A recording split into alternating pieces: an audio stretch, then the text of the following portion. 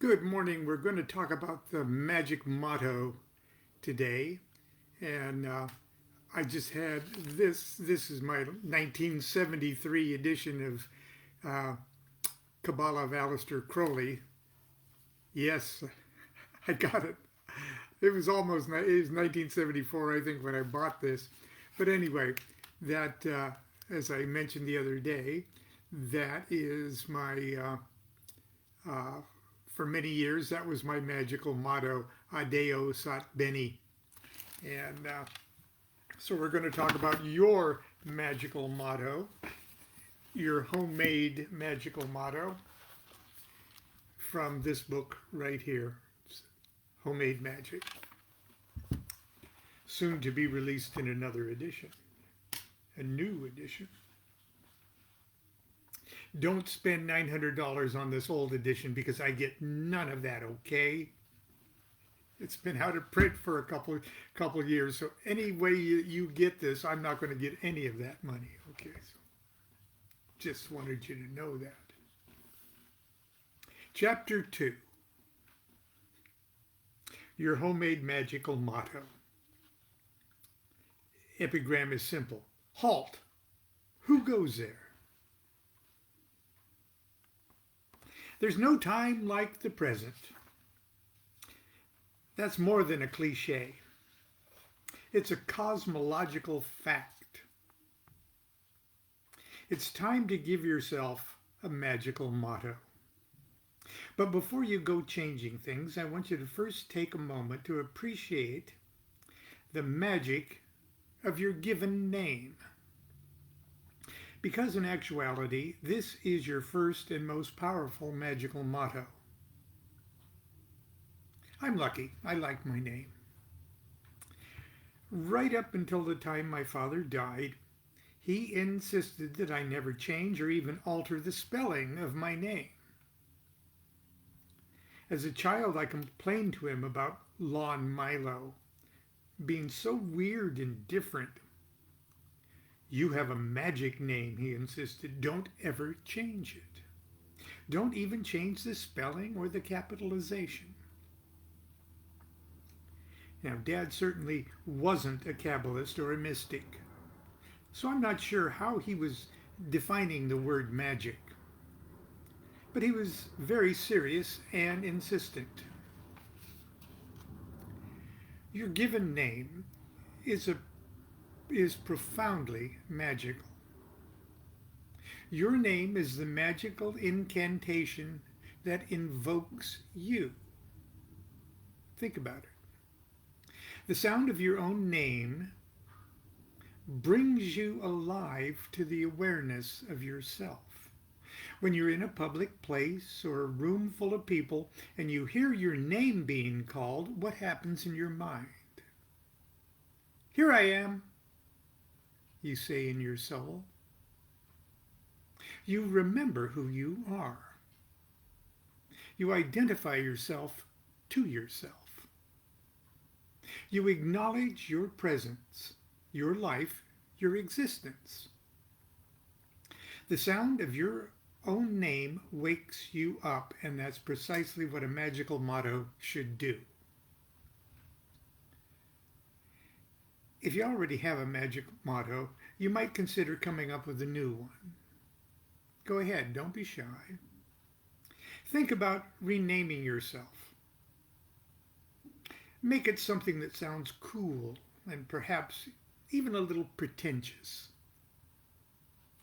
The best magical motto is a word or a phrase that represents your current understanding of the universe and reality, or expresses the loftiest goals and aspirations you have right at this moment in your spiritual evolution.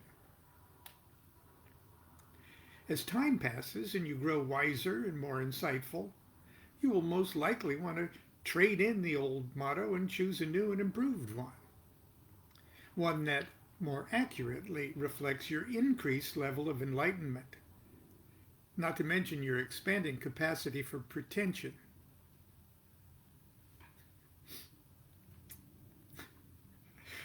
Or pretense, I actually said. So, Are you ready to start pretending you know who you are? Then get serious, or very silly. Get serious for a moment and think of the absolute highest spiritual concept or aspiration you can dream up. It doesn't have to be short. Go ahead. Name yourself Frater, all the power in the universe is inside my head.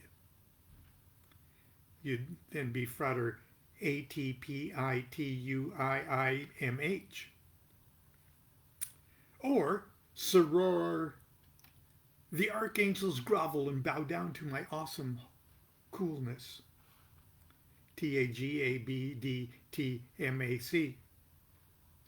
Or you could be Frater, I don't care what you think about my tie, I'm going to wear it. IDCWYTAMTIGTWI. You'll probably want to choose something less silly than any of these examples, but don't worry about it sounding too audacious, corny, or pretentious, because the chances are anything you think of right now will be profoundly inadequate. For the time being, however, you just have to be temporarily comfortable with identifying yourself with a word or a statement. Just pick a motto and stick with it till you outgrow it. I can always tell when Constance has changed her motto. A new little sign appears suddenly in the kitchen on the altar of our refrigerator door. And in the book, I've got a photograph of our refrigerator door.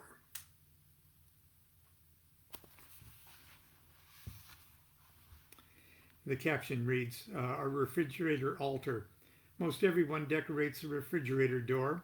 Constance's choice of objects includes her past and present magical mottos and sacred images and aphorisms.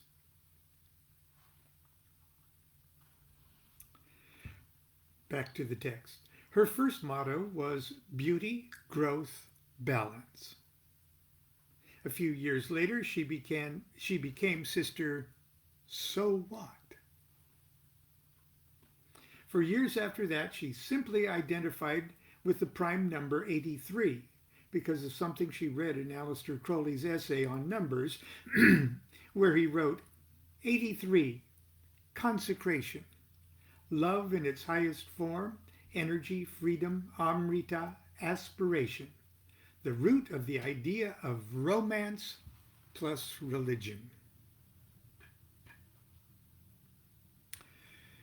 Fruitless love and aimless toil was the next motto to appear on the refrigerator door. Followed a couple years later by the disturbingly profound and oddly capitalized statement, I am finished. It's all caps except the I, which is lowercase. I am finished.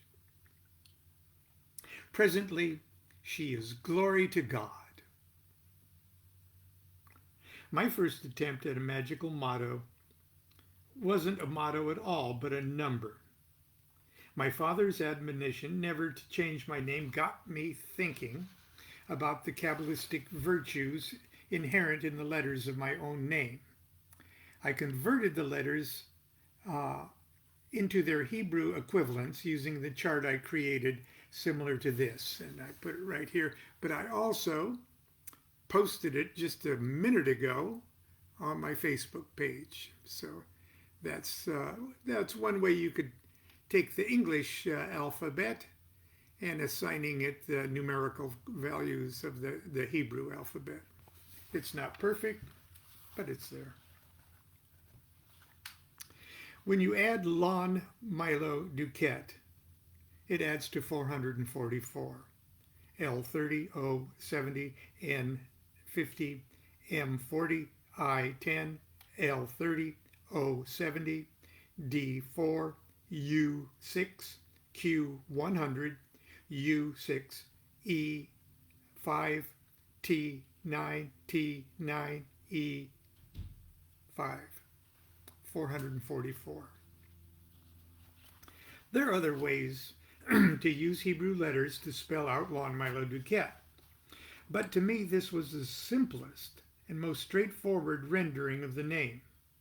I was absolutely thrilled that my Magick name added up to such a cool looking number. It was like a poor man's 666.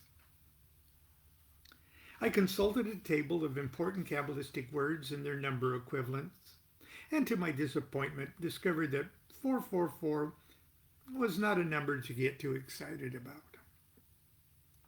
Multiples of 111 are always nice, and there are many ways to play with 444 that generate material to meditate on. But the most important thing I got out of the whole exercise was a certain sense of identity and the simple realization that it was my number. And one of the reasons my name in my life was magical. It's the reason I've always used my full name on anything and everything I publish. It's my stage name when I perform, my artist name when I record. I chose my first magical motto in 1976 on the occasion of my reception as an AA probationer under the mentorship of Phyllis Seckler-McMurtry. I chose for my motto a phrase that incorporated the initials of my name, LMD. I chose 3 words: liberty, mastery, dignity. To further abet my magical pretensions, I thought it'd be extra elegant if I said it in French. Liberté, maîtrise, dignité. LMD is also the full spelling of the Hebrew letter Lamed, which is traditionally assigned to the tarot trump justice. I felt my life could use the balance and discrimination that card represents. I'd go on to identify myself as Rabbi Lamed Ben Clifford. Clifford's my father's name. 1 year later, when it came time for me to advance to the grade of neophyte, I had grown more thoughtful and a little less pompous. The ordeals and challenges of my probationary year had humbled me a bit, and my quest had become seriously personal and almost painfully simple. In what was becoming for me an increasingly complex universe, I realized that my only refuge, my only defense and protection, my only hope for survival, my only hope for eventual self-mastery rested on my ability to make and keep my spiritual aspirations as innocent and pure as possible. I chose the motto, purity of aspiration. Again, I rendered the phrase in French, pureté de l'aspiration. My subsequent mottos were Hoathiada, true worshipper of the highest in the Enochian angelic language. Perhaps my favorite motto, and the one that I thought might last me for the duration of my incarnation, was Adeo Sat Bene, Latin for so far, so good. 2 years ago, I accepted a new motto. Only love is. Nostalgically, I returned to French. Seul l'amour est. Before we go any further, I'd like you to pause now and settle the matter of your magical motto. If you already have a motto, fine. If you don't, I want you to create it right now.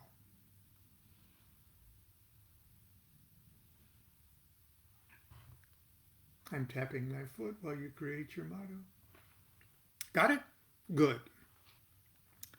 Now, I want you to use your new motto to formally give birth to yourself as a homemade magician.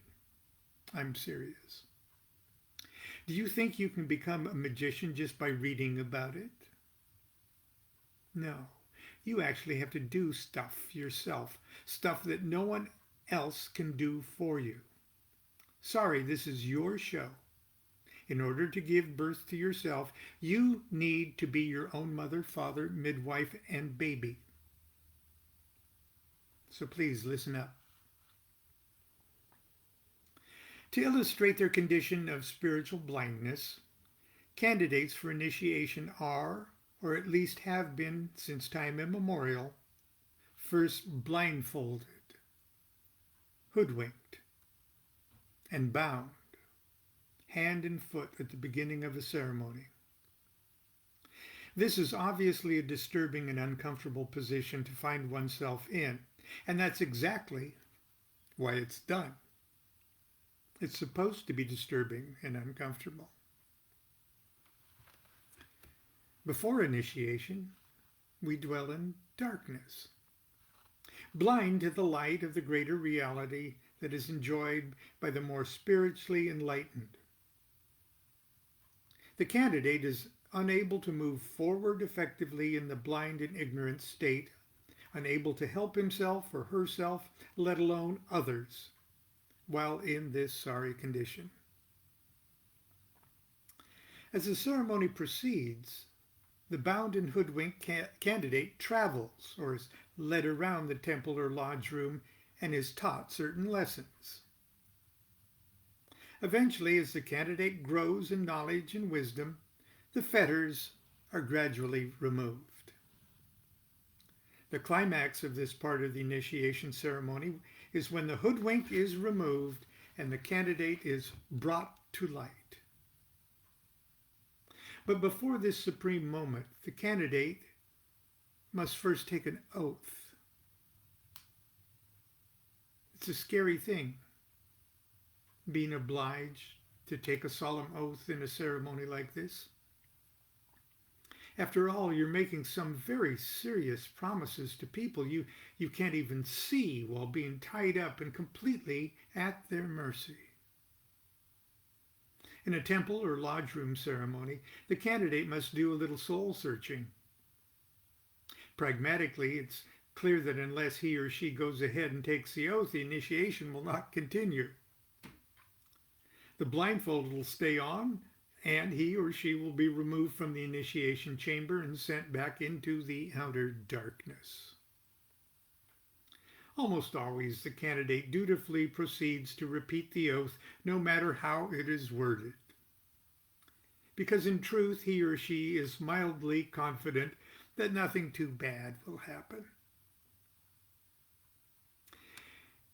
Unless you've read ahead in this book, you're not sure exactly what you're going to promise in the oath that you're about to take. But hey, don't you trust me? I hope you said no. Come on.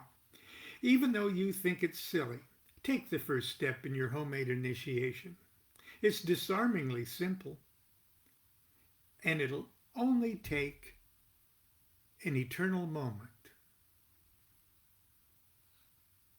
Start by taking a deep breath and pretending that you're in the presence of the supreme intelligence of the universe, because you really are. Now recite out loud the oath with full magical intent. Then, if you don't see anything in the oath that you object to, sign it right here in this book using your new magical motto. If you don't take this oath, cross it out, make up another homemade oath, then recite it and sign it. Here's the oath. I, then your magical motto, in the presence of all I hold sacred, do hereby accept absolute responsibility for my own condition of darkness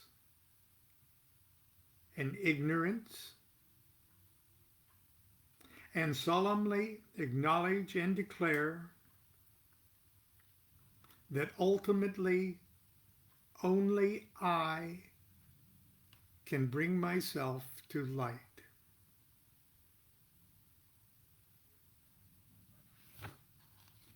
There. Wasn't that easy? It has only taken you countless incarnations, plus the number of years, days, hours, and seconds of this current life to get to this moment. Congratulations.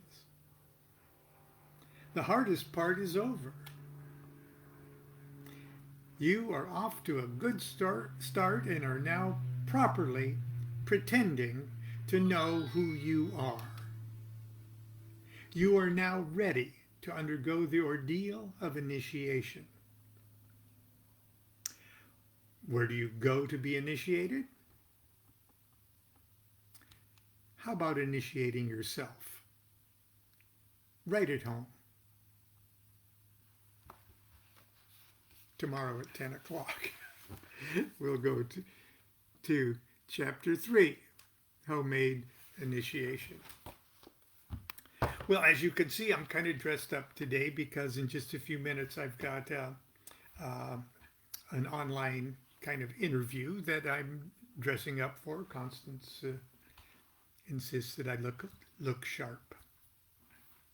So until tomorrow, at this same time, continue to be good to yourself and be good to each other.